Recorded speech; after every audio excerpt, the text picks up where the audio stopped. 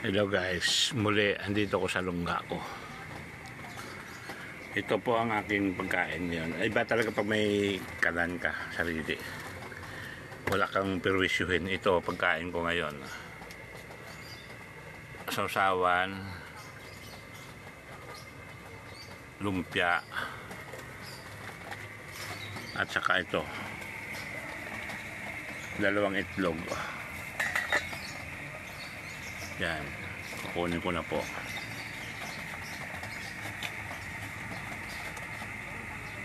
Yan,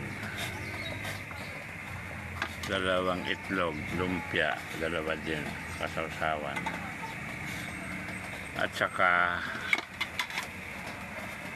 ilalagay ko ito sambong na tuyo kasi wala ako sa bundok. Tuyo yan. At saka malunggay na segunda mano, walang sariwa kasi nasa bundok eh. Yan po ang pinakakape ko ngayon. Imimikos-mikos na lang ito.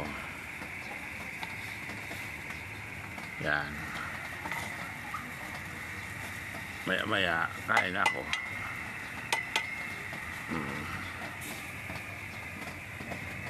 Baka sakaling gumaling ako sa herbal.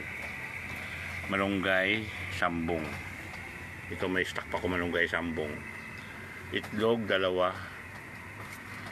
At lumpia. Yan, bago uminom ng gamot. Yan po ang kakainin ni Kidlat ngayon, araw na ito. Yan. Ito, okay na to. Ay. Pinakakape ko na ito. Ay. Yan ang tinatawag na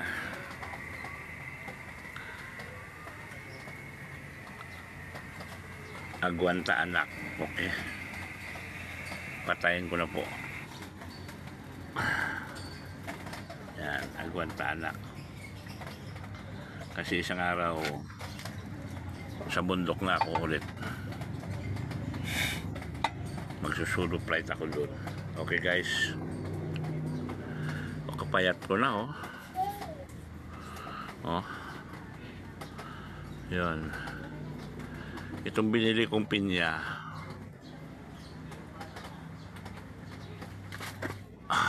Malalaki ito, gapitsil. Malaki pa sa pitsil. Pero bagamat bawal sa akin yan kasi matamis eh. Pagdating kasi sa prutas, apple lang at saka sa akin at saka limon. Eh wala akong pagpipili kundi kainin ito. Pautay-utay. Kahit bawal. Kasi wala pong pumapansin. Ganun ka-ignorante ang mga kasamaan ko dito. Ganun ka-ignorante. Kaya na-stress ako. Dalhan mo ng gulay, hindi marunong magluto. Dalhan mo ng ganyan, mabulok lang. Sige lang, tiis lang, Kidlat. 10-4.